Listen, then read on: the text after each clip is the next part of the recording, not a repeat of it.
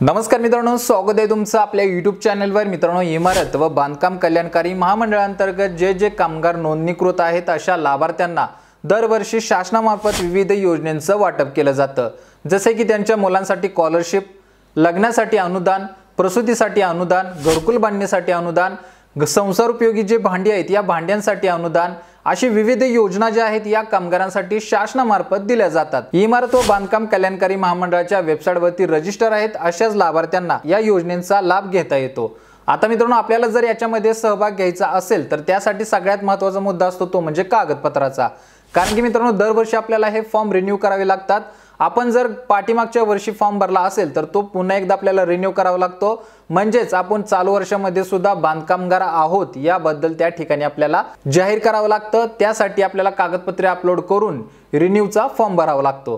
परंतु ज्या लाभार्थ्यांनी अजूनही अद्यापही या वेबसाईटवरती आपला फॉर्मच भरलेला नाहीये तर त्यांना कोणत्याही प्रकारचं अनुदान मिळत नाहीये, कोणत्याही योजनेचा लाभ घेता येत नाहीये।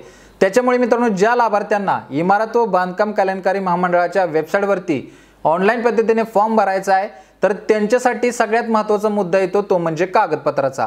कारण की आपल्याजवळ जर व्यवस्थित कागदपत्रे असतील तरच आपण याच्यावरती ऑनलाईन पद्धतीने फॉर्म भरू शकतो आणि फॉर्म भरला तरच आपल्याला योजनेचा लाभ घेता येतो। त्याच्यामुळे मित्रांनो, हा व्हिडिओ अतिशय महत्त्वपूर्ण असणार आहे।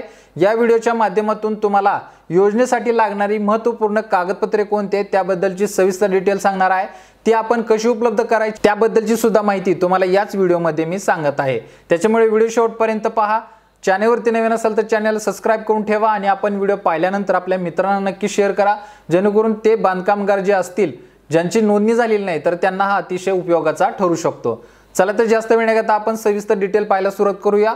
त्यासाठी मी इमारत व बांधकाम कल्याणकारी महामंडळाच्या वेबसाईटवरती जाऊनच सविस्तर डिटेल मी देणार आहे। त्यासाठी मी स्क्रीन रेकॉर्डिंग सुरू करतोय। तर या ठिकाणी मित्रांनो पाहू शकता, आपण महाराष्ट्र इमारत व इतर बांधकाम कल्याणकारी महामंडळाच्या वेबसाईटवरती आहे। तर या वेबसाईटच्या माध्यमातून आपण कागदपत्राची संपूर्ण डिटेल जाणून घेणार आहे। मित्रांनो, आपल्याला जर वेबसाईट पाहायची असेल तर mahabocw.in ही मित्रांनो जी वेबसाईट आहे ही वेबसाईट आपल्याला सर्च करायची आहे। लिंक डिस्क्रिप्शन बॉक्स मध्ये देत आहे, त्या ठिकाणी क्लिक करून तुम्ही या वेबसाईटवरती येऊ शकता। याच्यामध्ये मित्रांनो आपल्याला फॉर्म भरण्यासाठी विविध ऑप्शन पाहायला मिळतील। याच्यामध्ये बांधकामगार नोंदणी असेल, जे नवीन कामगार असतील त्यांच्यासाठी ही नोंदणी असणार आहे। त्याच्यानंतर ऑनलाईन अर्ज करण्यासाठी इथं प्रोसेस असणार आहे, म्हणजे नोंदणी वेगळी आणि ऑनलाईन अर्ज करण्यासाठी म्हणजे योजनेअंतर्गत आपल्याला ऑनलाईन अर्ज करावा लागतो, त्यासाठी आपला दुसरा टॅब आहे। त्याच्यानंतर ऑनलाईन नोंदणीचे नूतनीकरण म्हणजेच आपल्याला रिन्यूचा जो मी ऑप्शन सांगितलेला आहे, जो दरवर्षी कामगारांना रिन्यू करावा लागतो, तर हा ऑप्शन आपल्याला या ठिकाणी 3 नंबरच्या टॅबमध्ये पाहायला मिळत आहे। तर अशा ज्या संपूर्ण टॅब आहेत ते तुम्हाला इथं पाहायला मिळत आहेत। या महत्त्वाच्या सुरुवातीला 3 टॅब जे आहेत ते आपल्याला अतिशय उपयोगाच्या ठरत असतात, त्याच्यामुळे या 3 टॅब तुम्हाला सांगितल्या। आता मित्रांनो, या योजनेअंतर्गत सहभाग घेण्यासाठी लागणारी कागदपत्रे आपण पाहणार आहे। त्यासाठी खाली यायचं आहे मित्रांनो। खाली आल्यानंतर इथं आपल्याला बांधकाम कामगार नोंदणी याच्यावरती क्लिक करायचं आहे। आता याच्यावरती क्लिक केल्यानंतर मित्रांनो बांधकामगार नोंदणीसाठीचा ऑप्शन संपूर्ण ओपन झालेला आहे। तर या ठिकाणी मित्रांनो बांधकाम कामगार नोंदणीसाठी लागणारी आवश्यक कागदपत्रे जे आहेत त्याचा ऑप्शन इथं ओपन झालेला आहे। इथं कागदपत्राचं संपूर्ण प्रोसेस पाहायला मिळेल, पात्रता निकष सुद्धा देण्यात आलेले आहेत। आता याचं व्यवस्थित विश्लेषण करून तुम्हाला सांगतो, जेणेकरून तुम्हाला कागदपत्रा संदर्भात कोणत्याही प्रकारची अडचण येणार नाही। वर मित्रांनो या योजनेसंदर्भातची माहिती देण्यात आलेली आहे, तुम्ही वेबसाईटवरती जाऊन ही सविस्तर वाचू शकता। आपण जास्त वेळ घेत नाही। खाली आपण नोंदणी, पात्रता, निकष याच्यावरती येतोय। आता याच्यामध्ये जे लाभार्थी या योजनेअंतर्गत पात्र ठरले जाणार आहेत त्यांच्यासाठी 18 वय पूर्ण आणि 60 वर्षापर्यंत वयोमर्यादा देण्यात आलेली आहे, म्हणजेच तुमच्या 18च्या पुढे आणि 60च्या आतमध्ये वय असणं गरजेचं असणार आहे। आणि 2 नंबरला आहे मागील 12 महिन्यामध्ये 90 दिवसपेक्षा जास्त दिवस बांधकाम कामगार म्हणून काम केलेले कामगार। आता या ठिकाणी मित्रांनो आपल्याला सांगितलेलं आहे की दरवर्षी आपल्याला आपला फॉर्म रिन्यू करावा लागतो, म्हणजेच आपण या योजनेअंतर्गत सहभाग घेण्यासाठी दरवर्षी आपण कामगार आहोत हे त्यांना दाखवून द्यावं लागतं। त्यासाठी काय करावं लागतं तर 12 महिन्यामधील 90 दिवसाचं आपल्याला प्रमाणपत्र म्हणजे 3 महिन्याचं आपण काम केल्या संदर्भाचं प्रमाणपत्र या रिन्यूच्या फॉर्म मध्ये जोडावं लागतं आणि नवीन भरताना सुद्धा जोडावं लागतं। ते मित्रांनो कसं काढायचं त्याबद्दलची माहिती मी पुढे देत आहे। चला तर आता कागदपत्राचा सगळ्यात महत्त्वाचा मुद्दा आपण इथं जाणून घेऊया। तर इथं मित्रांनो पाहू शकता, नोंदणीसाठी आवश्यक कागदपत्रे। मंडळात नोंदणी करण्यासाठी फॉर्म व्ही भरून खालील प्रमाणे दस्तऐवजासह अर्ज सादर करणे अनिवार्य आहे। आता मित्रांनो या ठिकाणी फॉर्म व्ही जो असणार आहे तो कोणता असणार आहे, तो कोठे मिळेल, तर मित्रांनो तो फॉर्म इथंच आपल्याला खाली इथं पाहू शकता। अर्ज डाउनलोड करण्यासाठी खाली लिंकवर क्लिक करा। तर आपला फॉर्म व्ही जो आहे तो या ठिकाणी असणार आहे, याच्यावरती क्लिक केलं की तुम्हाला हा या पद्धतीने फॉर्म ओपन होतो। म्हणजेच आपल्याला ऑनलाईन पद्धतीने फॉर्म भरताना हा फॉर्म स्कॅन करावा लागतो। या फॉर्मवरती आपल्याला संपूर्ण आपली डिटेल व्यवस्थित भरावी लागते। याच्यामध्ये मित्रांनो आपली पर्सनल डिटेल आहे, बँक डिटेल आहे, इतर रेशन कार्ड असेल, इतर कागदपत्रे असतील, संपूर्ण माहिती तुम्हाला या फॉर्मच्या माध्यमातून वाचून व्यवस्थित भरावी लागते।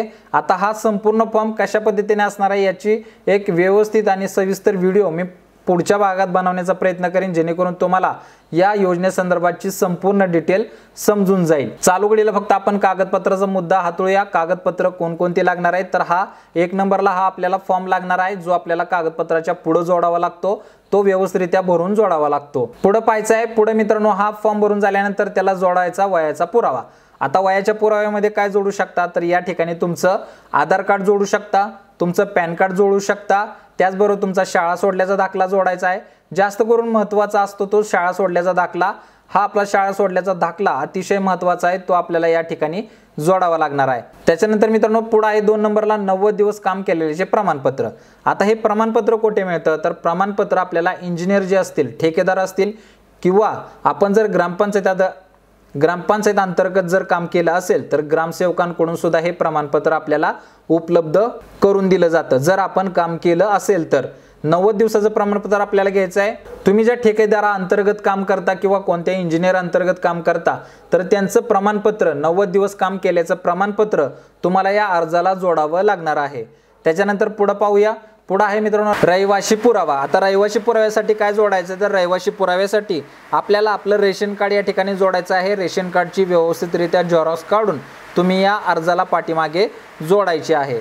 त्याच्यानंतर 4 नंबरला आहे ओळखपत्र पुरावा। आता ओळखपत्र पुरावा म्हणजे काय, तर तुमचं आधार कार्ड मित्रांनो या ठिकाणी जोडायचं आहे। आधार कार्डची पुढची आणि पाठीमागची अशा दोन्ही बाजू व्यवस्थितरित्या स्कॅन करून त्याची झेरॉक्स जोडायचे, झेरॉक्स काढायचे आणि झेरॉक्स या फॉर्मला पाठीमागे जोडायचे आहे।